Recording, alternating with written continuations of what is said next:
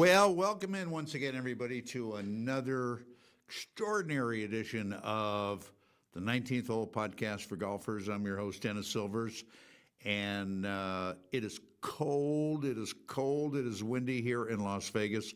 Not great golf weather by any means. And we're getting frost delays, and we were supposed to get snow the other day. It's just been crazy, and I'm trying to find a house in some Caribbean island to go to where it's sunny all the time.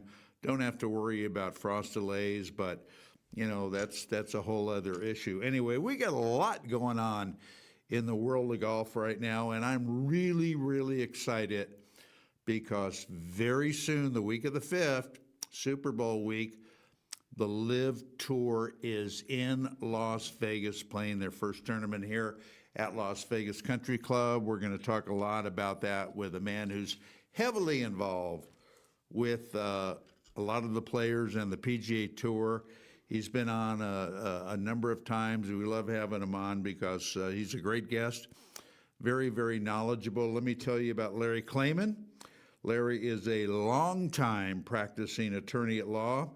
He is a former federal U.S. Justice Department prosecutor. Larry is the founder of both Judicial Watch and Freedom Watch.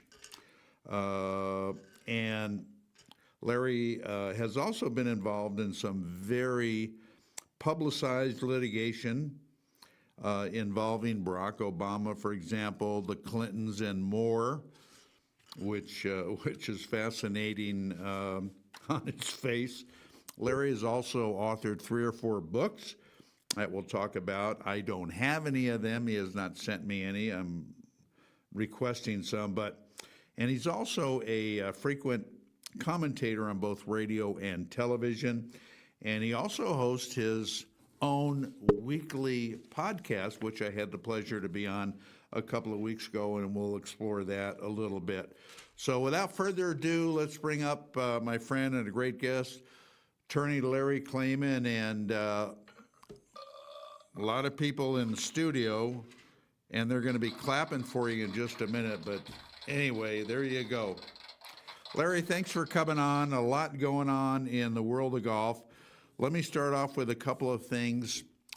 Is it Keith Pelley, the guy who runs the DP World Tour, is leaving, as is the guy from the R&A. He is leaving. What's going on with these Martin people? slumbers. Well, you can only conjecture. You know, let me just say in the outset, we're going to talk about this later. I represent world-class golfer Patrick Reed, who is a member of the LIV Tour. Right. I don't represent LIV. I'm wearing a LIV hat. I'm proud to do so. It's a great league, and I'm very happy. I thought the L was for Larry. I thought that's why you were wearing it. Well, that too. Yeah, I got an L on my my sweatshirt here too. Yeah. But one can only conjecture at this point. You know, I did take part on behalf of Patrick in an arbitration going back a year ago in London. That was over the DP World Tour's suspensions and fines of LIV players claiming that they were playing in conflicting events. And we were confident we were going to win that.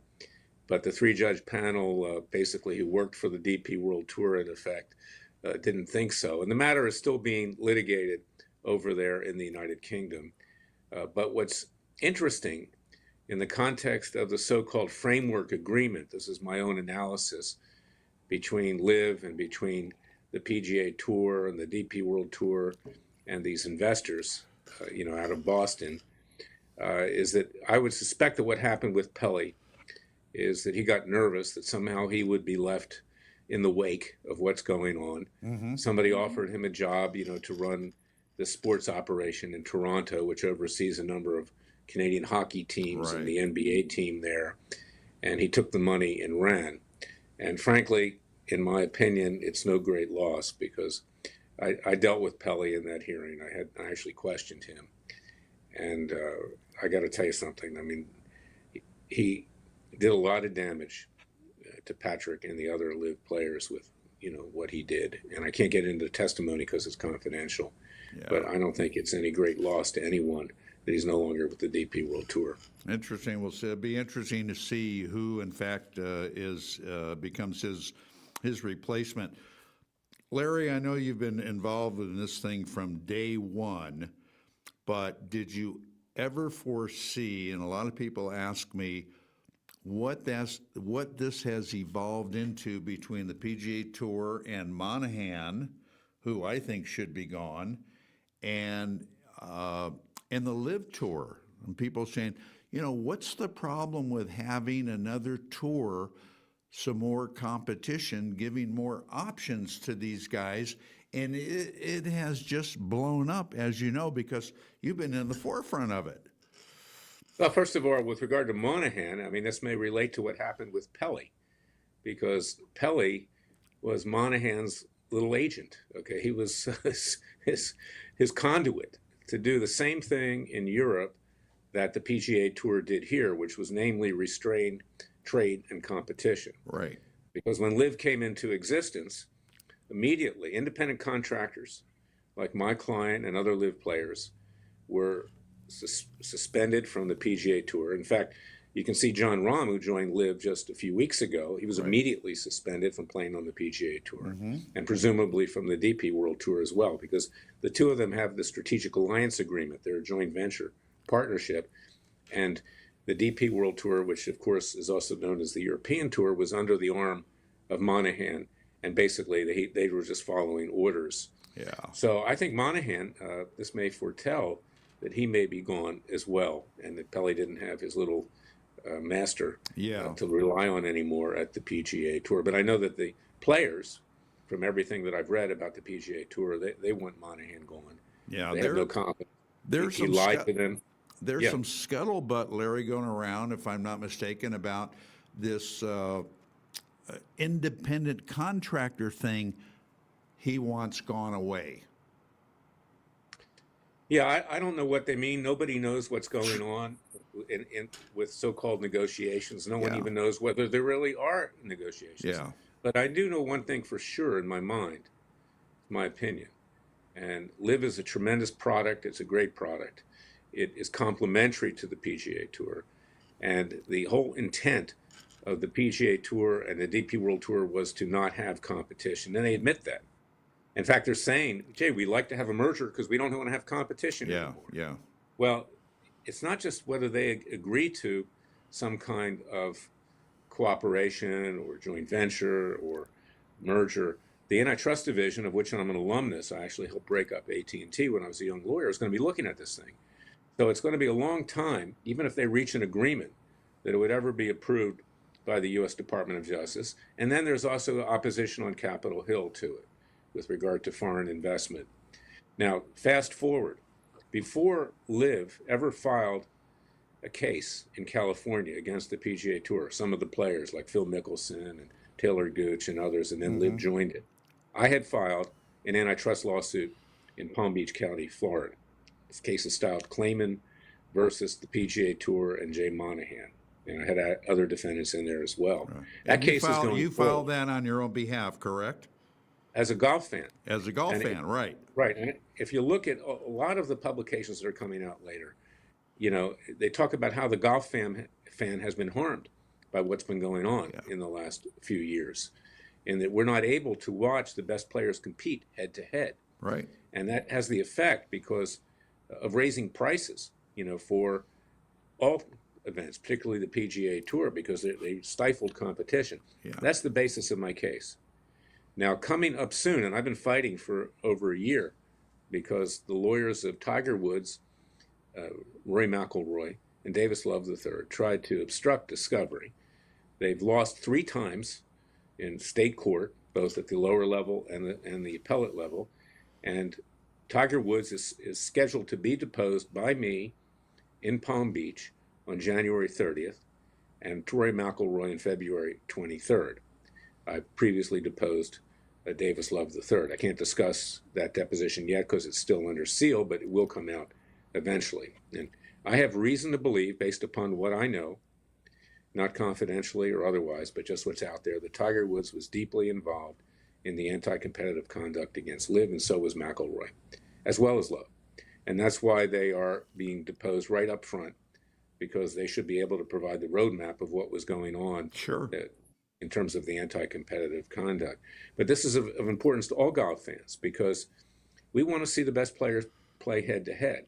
And when that's happened, television ratings have skyrocketed. You might remember a year ago at this time when my client and friend Patrick Reed was going head to head with Rory McIlroy in Dubai. And it's the controversy that arose about a ball in a tree that Brandel Chambly defamed Patrick about, one of many. Well, the ratings for that telecast of the DP World Tour, was a world indoor record, okay, because Patrick was playing for LIV, Rory was playing for the DP World Tour, and the ratings went up. So it creates interest, but it also creates the desire for fans to get what they paid for, with their tickets. Right. If you go to a PGA Tour event today, unless it's an elevated event, you're going to see second and third rate players play. You're not going to see the stars, okay? Right. So what did Monahan do? He created these elevated events with the Players Advisory Committee of the PGA Tour. And this has created an internal civil war inside of the PGA Tour, because now the elite players can make huge amounts of money, $3 to $4 million if they win, $20 million, $25 million purses. That's what put the PGA Tour in, apparently, as they claim, which I don't believe, in financial difficulty. They had a slush fund of about $800 million to begin with. But the rank and file players, like Mackenzie Hughes, who was spoken out lately, and others, they say, hey, what is this? I thought I was a member of this tour. I'm getting the short shrift. I'm getting the crumbs. And these people are making, people like McIlroy and Woods are making this huge amount of money, Right. The elite players. So there really is a internal war going on at the PGA Tour at the same time that the war with LIV continues. And this is, again, it's my own view, but the reason that John Rahm went over to LIV is because he perceived that the PGA Tour was disintegrating, falling apart, and he figured that, why not take the money, okay, because he's exempt from the majors, up to 2029, and he'll play the majors and he'll play LIV, and he'll have his own team. There'll probably be a lot of Spaniards on that team and whatever. And it's a great product. And why not? But the same reason that Pelly's bailed out, I think there's going to be a lot of players bailing out of the PGA Tour and joining LIV in the future. Yeah, or they certainly want to. Absolutely. I agree with you. 100%. Larry, just got to hang loose with it. We got to take our first short break. And I've got a follow-up question along those lines for you. So stay with us. We're going to be back with a lot more with our special guest, Larry Klayman. Stay with us. Right back.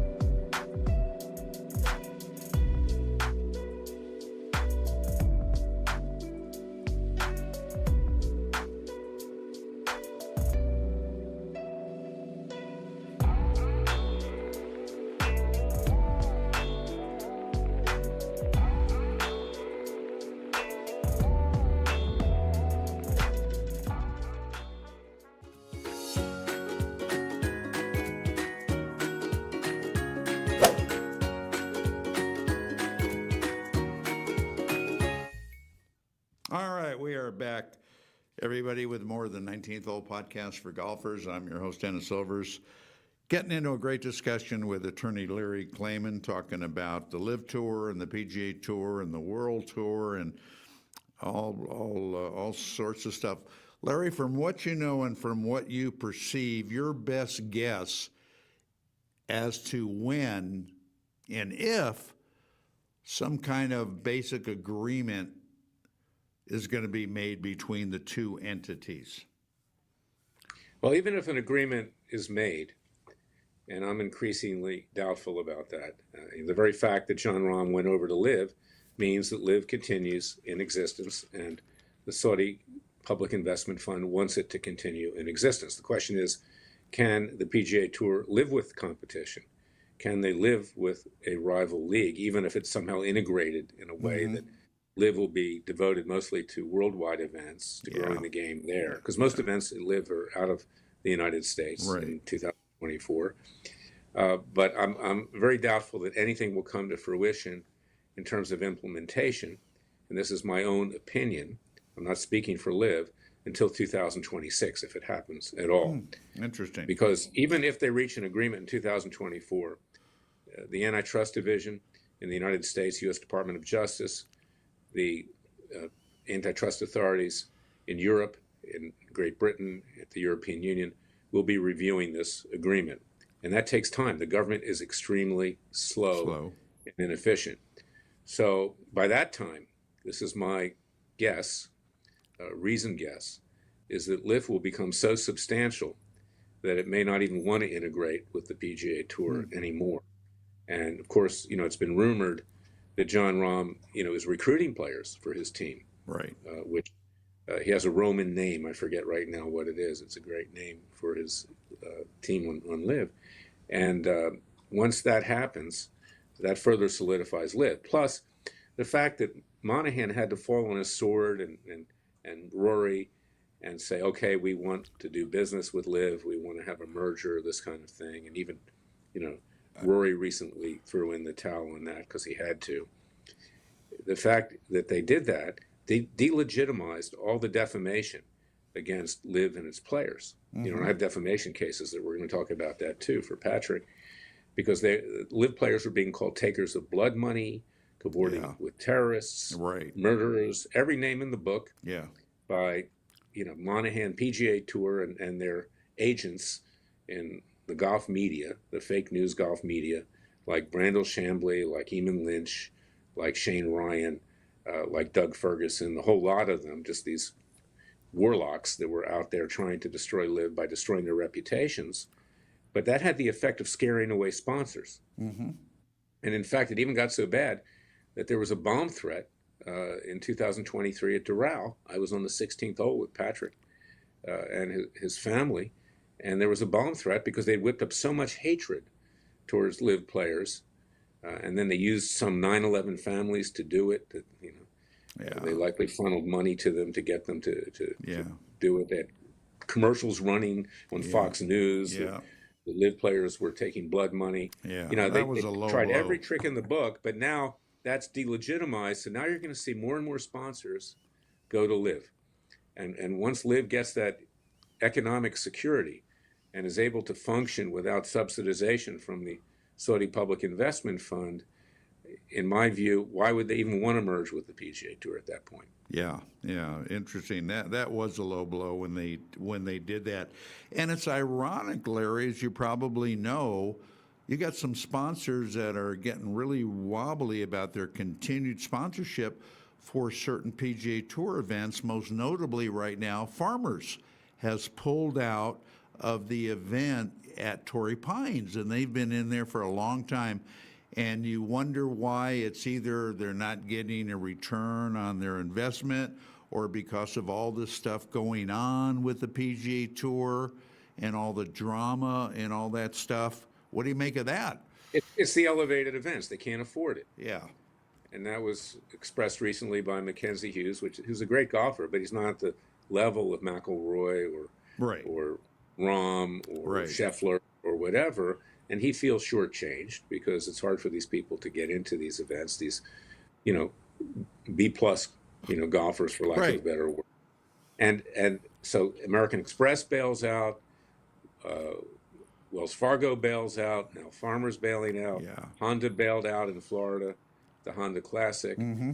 and the PGA Tour is hemorrhaging, which is why Jay Monahan double-crossed the Saudis and went to this investment firm, Right. the consortium of billionaires To get in money. Boston.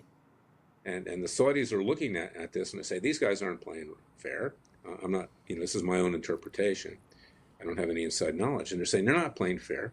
So, hey, we're going to proceed ahead here. And we didn't reach any agreement that we would have another partner in this other than the PGA Tour and the Public Investment Fund. So Monahan got cute, and he screwed himself two ways. He screwed himself with his players, and he screwed himself with the Public Investment Fund. And he didn't play fair. In my view, he's not an honest man. And the players, frankly, of the PGA Tour right now, most of them want him gone. Yeah. Yeah, I agree. Very shady, to say the least. But it's an interesting dynamic with these sponsors. And the way I look at it, Larry, you get some of the best players. You do have some of the best players in the world on the LIV Tour. They're getting some exposure. They need more exposure, in my opinion. And it'd be silly for them not to sponsor some of these teams that are Per very capita. attractive. Let's talk about the Aces, the team that Patrick's on. Yeah. You've got him, world-class player, Masters champion, 2 world championships. You've got DJ, you got Dustin Johnson. I mean, people love watching these guys. Not only that, the people, first of all, per capita, okay, you've got now 50 players on LIV, okay? Approximately 2 more than originally envisioned with the 48, is that per capita, they have better players than the PGA Tour. If you look at it, more major winners percentage-wise than the PGA Tour. And even more important is that the players on LIV have a personality. They're interesting people, whether it's DJ or Patrick or DeChambeau or Rahm. I've met Rahm a couple times. He's a really classy person, okay? And there are others like that as well on LIV, and the players on the PGA Tour are pretty much they're like lawyers. They're like in suits. they don't have a great personality. Yeah, they don't. I mean, good people, nice Scotty people, Scheffler looks but like they a don't. nice guy, but Yeah, Scotty Scheffler looks like a nice guy, but he's got the personality of a piece of wood. Yeah. I mean, it's just the reality. That's just the way it is. Yeah, and LIV Tour, not only players, they're playing wonderful golf courses. Which brings me to this: I've had discussions with a number of other golf media people that watch the show. They go, Dennis, what would you change? What's up with the format? With the teams, I don't like, having the team scores and this and that and the other. What would you like to see differently, Larry, if you had an opportunity to change things in that regard? No, I think the format is great, and that's why it's catching on. First of all, it's fair, more fair. Okay, better English. They all start at the same time. Okay, it's a start where you start on different holes. Shotgun start. Right. And the weather conditions are the same for everybody. See, that is what really throws things off. And I know the PGA Tour, for instance, with Patrick for years, because they were not considerate and friendly, they would have him go off at times that were really detrimental to him. I know that. And there are other players, if they want to retaliate against you, they'll pick a time where you're not going to do as well as the other players because of the weather. Right. Okay. Secondly, LIV tournaments, rounds are finished in 4 to 5 hours. And it's much better for the networks to have that shorter period than to have to be on for 10 hours. Okay, on that. So, and a golf fan can appreciate everything in that period of time. So that's important. And then, of course, they play music. It's a misnomer that doctors, lawyers, and professionals, including golfers, can't function if there's music playing. Yeah. And the fans love that. They love it. They love the fact there's music. Yeah. And so it's a whole different atmosphere, and that's not to denigrate the PGA Tour, but it's complementary. So if you feel like going to an event that's more fun, go to LIV. If you want to be more serious, go to the PGA Right. Tour. It's great to have both. Yeah, exactly. Where you have to do the golf clap, like this, and yeah. And we've talked Yeah, I about mean, the this one thing before. I've noticed, and this is the segue. Patrick, I know, largely went to LIV not just because it gives him more time to spend with his family. There are fewer tournaments, and he loves, uh, in fact, competing throughout the world. That's why he's an honorary member of the DP World Tour, even though he's largely suspended by them, for anti-competitive reasons. But the fact is that he's treated with respect on the LIV Tour. He was never treated with respect on the PGA Tour. And the fans on the PGA Tour, by and large, to a greater extent, there are a lot of them that come, they're drunk, their kids around 25 years old. They say things that are very hurtful and disparaging. They interrupt you when you're putting. And the PGA Tour did nothing about it to in any way regulate that there was proper decorum on the PGA Tour. Yeah. Whereas LIV does, okay? And the people were treated well. And the players on the LIV Tour, partially because they've been so persecuted, but also because it's a close group. They really get along well with each other. There's a camaraderie that you don't see on the PGA Tour, because I've been to a number of events, obviously. And it's really something special. I even went to Saudi Arabia last year, and for the event there in Jeddah, in King Abdullah Economic City, and I met a number of Saudis, and with open arms, and it was right before the war with Hamas in Israel. Right. And in fact, it was right at the beginning of it. Yeah. I was very impressed with because Saudis. you were on the Red Sea. I was on the Red Sea, and it's a Yeah. beautiful course. And the Saudis are very serious about this. It's not sports washing. They love golf, and these people are committed to that. And that area of Saudi Arabia is becoming, no pun intended, because Mecca isn't Saudi Arabia, but it's becoming the Mecca of the golf world and industry. You've got Lucent plants there. You've got Honda plants there. The investment's tremendous. Saudi Arabia wanted to make peace with Israel, and that was the reason why I think that the war erupted. It's our best ally, the Saudis, next to Israel and Great Britain. And why do you want to disparage them? Why do you want to make them a pariah when they're on our side? Right. Exactly. So, it's a tremendous experience, and I think that we got to thank the Saudis for starting the LIV Tour with Greg Norman and what they've done over there.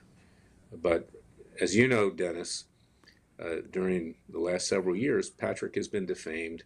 LIV players have been defamed. The case went in front of a federal judge in Jacksonville who was very biased and prejudiced. He wouldn't let even one of 55 defamatory statements go to a jury. He decided he was going to decide himself. He's a member of the Ponte Vedra Inn and Club. It was anyway, which is where all the PGA Tour brass, including Monahan, are also members. There you go. He favored a lawyer who had worked with him in the past, and we're taking that matter up on appeal because Patrick was severely damaged, and so were other LIV players for that matter, over what's been going on between the disparagement to try to compete anti-competitively with LIV. They used Patrick as the whipping boy to do that. And I just, when I found that out and the case was dismissed, I was shocked, number one. And then to add insult to injury, he says that Patrick has to turn around and pay money. Yeah, that's another evidence of bias and prejudice. Oh yeah, no, because the law is clear. The law is clear. This is called an anti-SLAPP statute, okay? That it does not apply in federal court when the parties are from different states. Every circuit court has ruled that way. The Chief Judge of the 11th Circuit, which is where the appeal is going to go, says the same thing. Attorney's fees don't apply. This judge very vindictively applied it. I believe that he is in the hip pocket of the PGA Tour and Golf Channel, and all the indicia. If you can go read about this at freedomwatchusa.org. By the way, if you want to watch my podcast, which I do daily, as well as the radio show that you've been on, you can go to freedomwatchusa.org, freedomwatchusa.org or YouTube to watch what I do in terms of a public interest, with regard to government ethics and the rule of law, but also with regard to the case in Palm Beach, Right. which deals with anti-competitive conduct and economic freedom. Yeah. What is the name? I want to make sure we got this right, Larry, of the podcast, so that people want to jump on their social media platform to listen to you and see you. They get the right thing. Called Special Prosecutor with Larry Klayman. Okay. That's the weekly radio show. I'm doing the show today. It'll be up there at freedomwatchusa.org. And I hope people will contribute, because Freedom Watch needs the funds, tax-deductible contributions. We also represent January 6th defendants who have been persecuted, and peaceful protesters, many others. We brought cases over COVID-19 against communist China, class action suits. So we're doing a lot of public interest. I'm the founder of Judicial Watch, and I ran for the Senate in Florida, and after that I started Freedom Watch. That's freedomwatchusa.org. And you can also go to larryklayman.com. That's my law firm's website, and read about Patrick's case there, because that is a private case that I brought for him. He's not to be associated with what I do at Freedom Watch, Right. Technically speaking. But, my heart went out to him and his wife Justine and his family, because they were taking a beating. Yeah. And this is a fine family, a fine man. He's never cheated. Nobody's ever found that. But, the media has to find somebody to work on. Right. And we know how dishonest the media is. And the golf media is even worse. It's even worse than the political media, because most of them don't know what the hell they're writing. Right. They just copy what the last jackal wrote. Right. And they figured, well, it's an easy target, Patrick Reed, so we're going to take care of him. Yeah, which is really, really unfortunate. And Randall Chambly was just a despicable human being, Chambly. Yeah. And, and everybody recognizes that at this point. Yeah. All right, Larry, save that thought. We're going to step away, take another short break, and we're going to come back and talk a little bit more with Larry Klayman. Stay with us. We return, promise.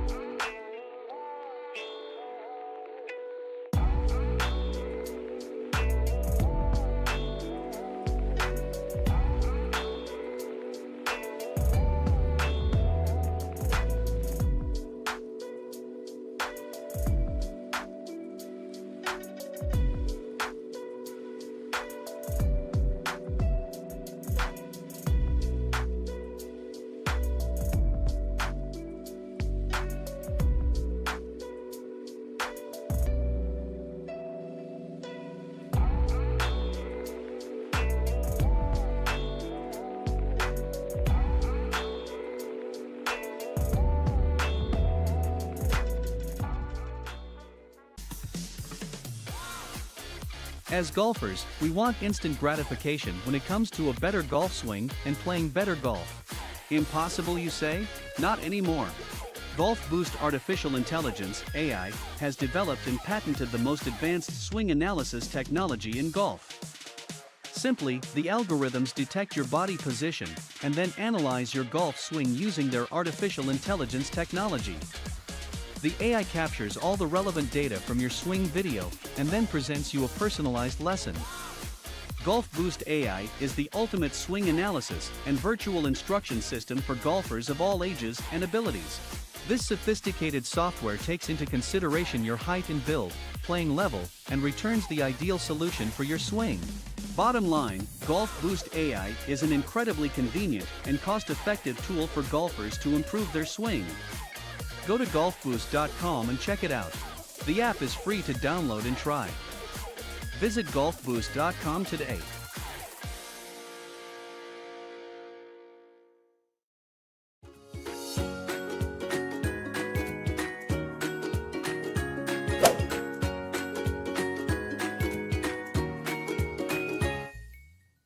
All right, like the screenshot said, welcome back, everybody, to more of the 19th Hole podcast. I'm Dennis Overs, enjoying a great interview with Larry Klayman. By the way, I was lucky enough for Greenwood Golf to send me one of those beautiful putters, Larry. You know, they're the only people that make putters with a wooden head, and they're absolutely beautiful. They look great. They feel great.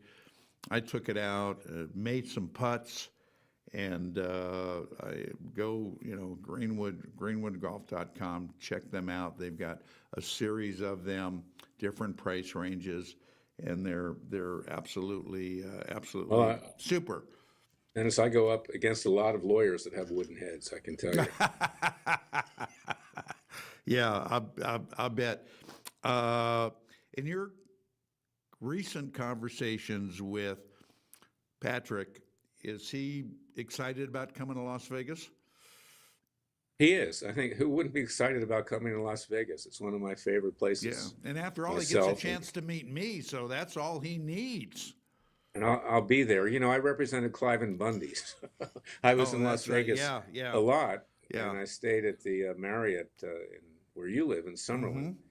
And I really love the people of Las Vegas. I'm not just saying that to be patronizing. They're really down to earth, good people. I'm not so big on the Strip, but I love the people there. Yeah. On that. Yeah. Well, we're looking forward. I don't gamble, so I guess I don't have an attraction for the Strip except for the entertainment. We're looking forward to having the tournament, meeting some of the players, and for the event. And I hope it becomes obviously, a yearly thing. And I'm very, very excited about it. When you talk to, and you have a chance to talk to the other players, a lot of the other players on the LIV Tour, do they mention to you, or do you talk about all of the commotion, all of the drama, all of the chaos between the tour, the PGA Tour, and the LIV Tour, and what's going on about it? Have they expressed any feelings about that to you? Not really. I've talked to some, and in Saudi Arabia, I sat down with Phil Mickelson a little bit and talked to him. What concerns the people on LIV is official golf world ranking, okay? And right. They've been frozen out of that.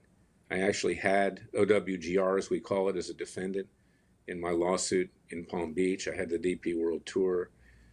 They were dismissed without prejudice. I'm sure they're going to come back into that case. It was based on whether there was personal jurisdiction or not. There is, because they do a lot of contact with the PGA Tour in Ponte Vedra, Florida. But the bottom line is this, is that while certain tours that LIV is affiliated with, like the MENA Tour, which is like an affirmative action tour in Africa in many ways, it's an up-and-coming tour to promote more prosperity in Africa, is that they play a 54-hole schedule, just like LIV. And then there's a Latin American tour, same thing. And they qualify for world ranking points, yet LIV, who's affiliated with those tours, won't get them. It's purely discriminatory. Yeah. And this is keeping out most of the LIV players from playing in major tournaments because they can't get the world ranking points that will let them qualify. Unless you're John Rahm or Patrick Reed, who has got a lifetime exemption at the Masters, and last year got into all the events because he did majors, because he did well at the Masters. So that, and then they jockeyed around the exemption aspects of it with the USGA and the PGA of America and not the British Open, but the others. They were playing all kinds of games to keep the LIV players out of the majors. That's what concerns them. Yeah. And I don't speak for all of them, and I don't speak for Patrick on this, but my own impression is they could care less, frankly, about the PGA Tour at this point. Yeah. They have a great league, and I think most of them would like it to continue independently of the PGA Tour. Yeah, exactly. I know that you're not playing as much golf as you like. I know that, number one, nor am I.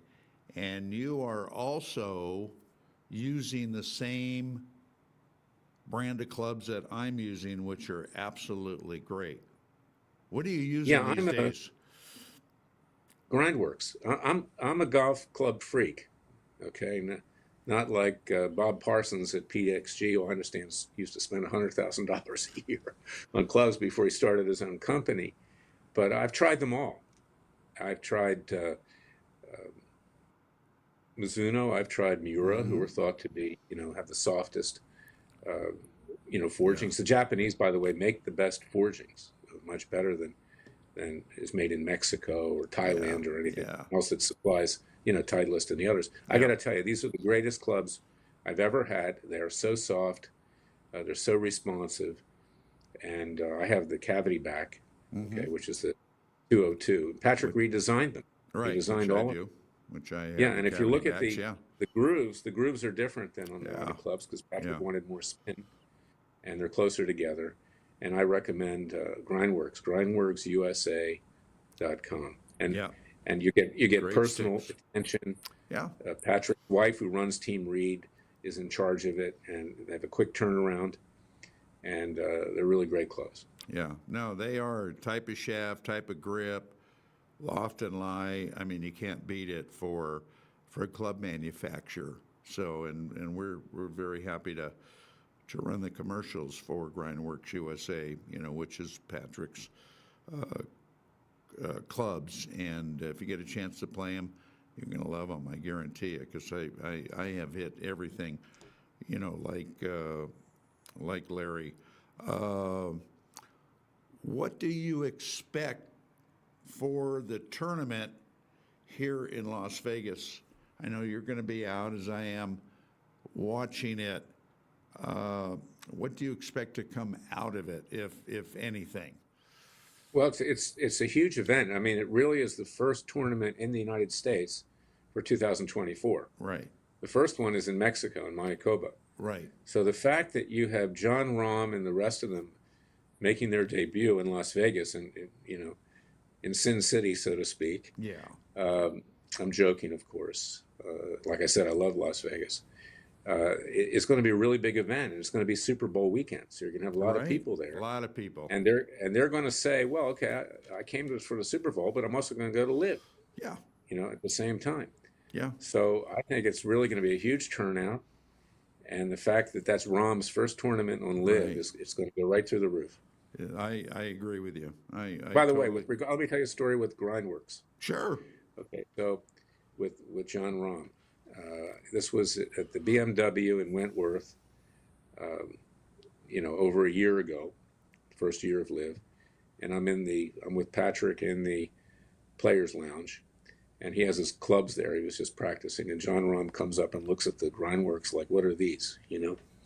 And what really impressed me about Rahm was he says, talking to Patrick because they're friends, and then he turns to me and he says, "My name's John Rahm.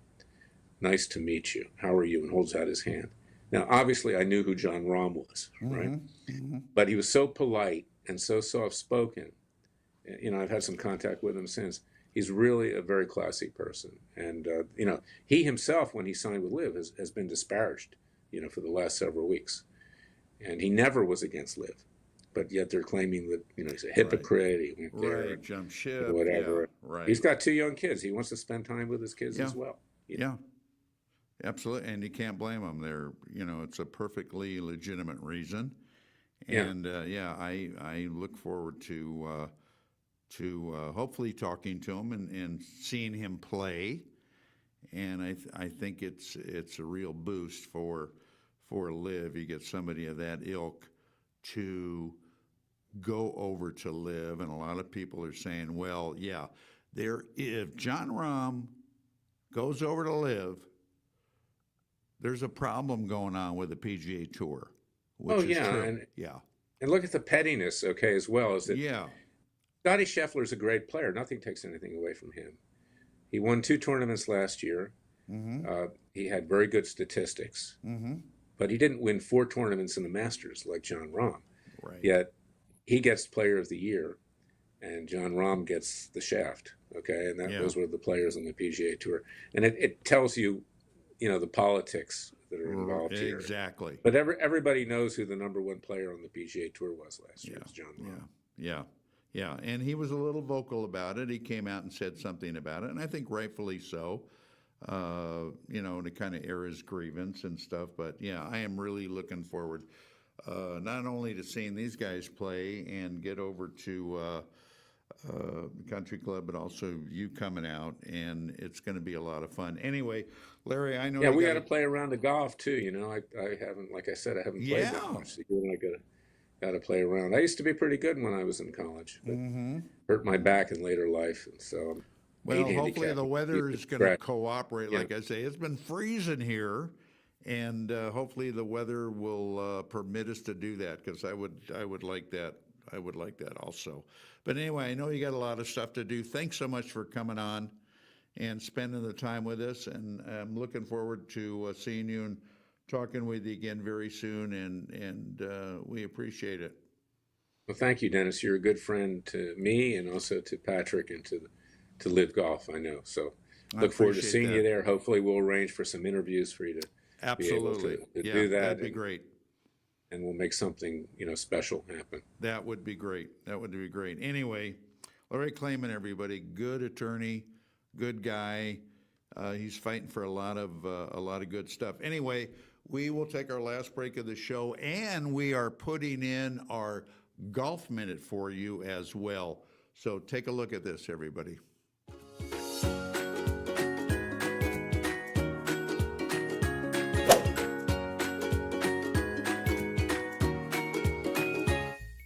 One of the perks about being in golf media is that I get to try every club ever made. Of course, like most things, some are better than others.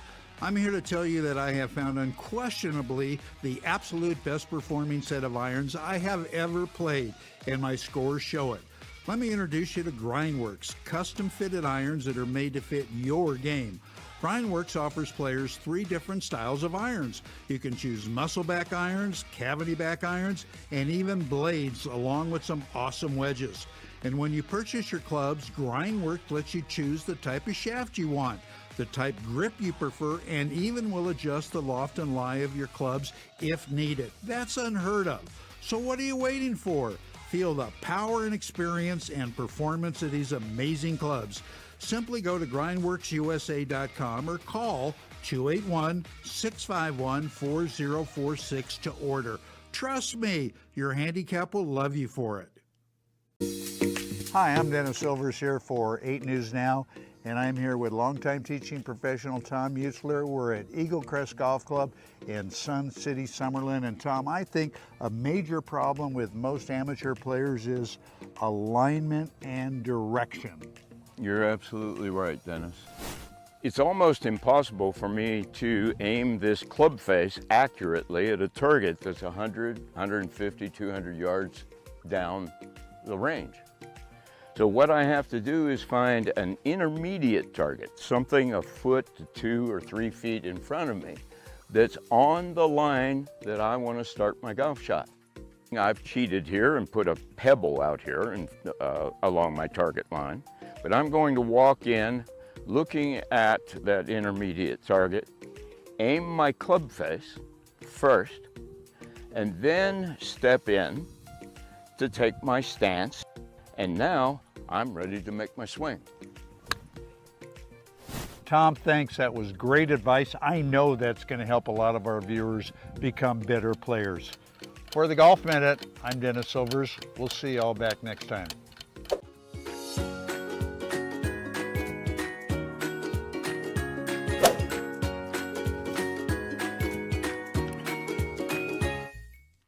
All right, Tom Mutzler is a very, very good teacher out at Eagle Crest. That was a great tip. Anyway, that's going to wrap it up for the 19th Hole podcast for this week. We hope you get a chance to get out and play some golf. And we're going to be back same place, same time next week. I think we're going to be talking about a little golf architecture and design, which I love. So anyway, thanks for tuning in, and we'll see you all back. So long, everybody.